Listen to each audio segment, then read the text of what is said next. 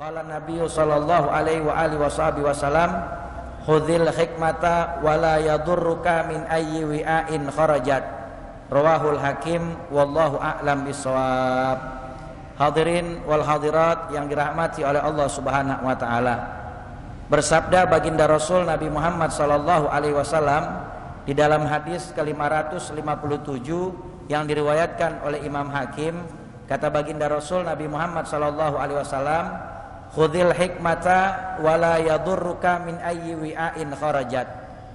Ambillah oleh kalian hikmah, ambillah oleh kalian pelajaran, dan tidak akan memberikan satu mudarat kepada kalian asalnya dari mana hikmah tersebut keluar.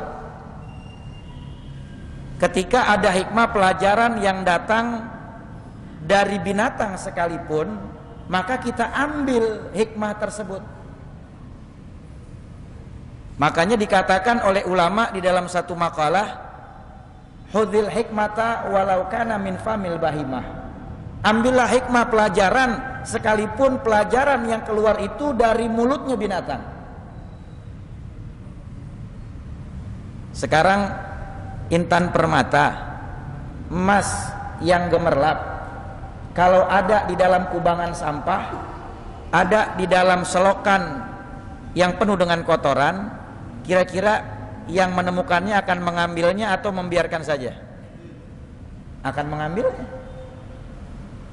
Nasihat yang baik, pelajaran yang bermanfaat, hikmah itu adalah ilmu, hikmah itu adalah pelajaran, hikmah itu adalah nasihat.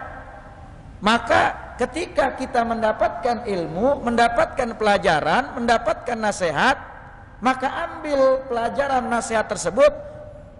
Tidak kita pedulikan dari mana asalnya nasihat itu keluar. Sekarang intan permata dan emas murni yang gemerlap saja, ketika berada di dalam kubangan sampah atau di dalam selokan yang penuh dengan kotoran, pasti kita akan berebut untuk mengambilnya. Kenapa? Karena sesuatu itu mahal harganya. Intan permata mahal, emas yang gemerlap mahal. Maka sekalipun adanya di dalam kubangan sampah, di dalam selokan yang penuh dengan kotoran, kita akan ambil itu. Maka begitu juga dengan hikmah, begitu juga dengan ilmu, begitu juga dengan pelajaran. Jangan kita pikirin ini keluar pelajaran dan hikmah dari siapa, tapi lihatlah ucapannya, ambillah pelajarannya. Jangan kita pedulikan ini hikmah, ilmu, pelajaran datangnya dari siapa. Kadang-kadang kan ada istilah, kita nggak bisa main ambil begitu aja, kita mesti lihat dulu yang ngomongnya siapa.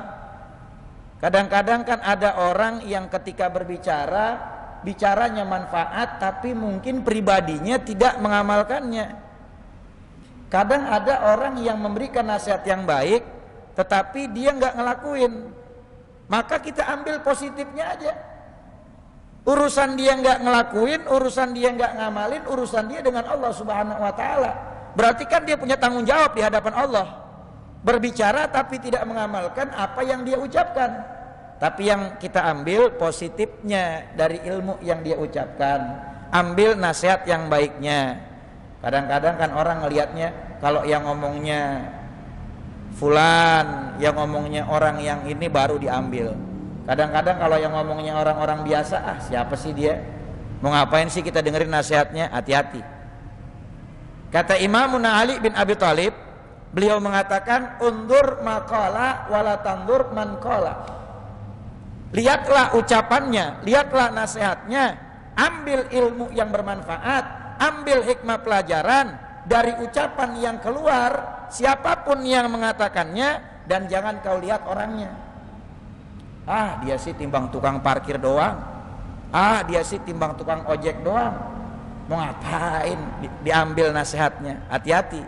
Kalau yang keluar dari lisan mereka itu nasihat yang baik, hikmah pelajaran yang bermanfaat, maka tidak ada alasan bagi kita untuk tidak mengambilnya.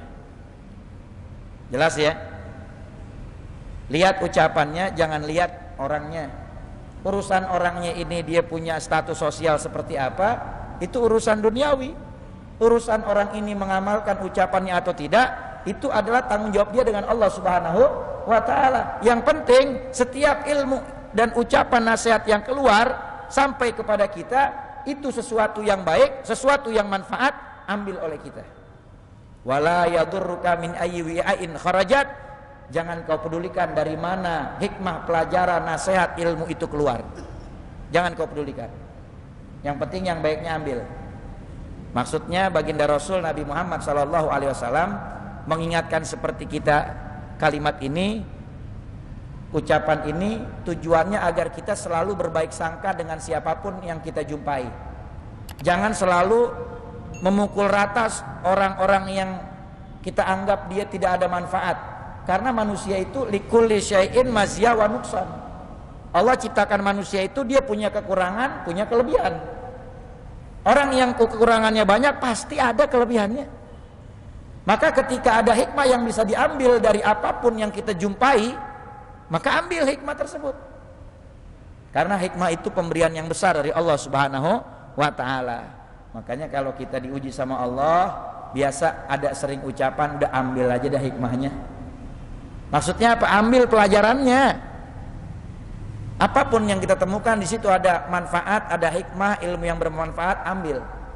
Jangan kita pedulikan keluarnya itu dari siapa. Yang penting yang baiknya ambil, yang buruknya jangan kita ikutin. Agar kita selalu berbaik sangka kepada semua yang kita jumpai dan semua yang kita temui. Inilah indahnya ajaran baginda Rasul Nabi Muhammad SAW. Hadis riwayat Imam Hakim. Seperti ketika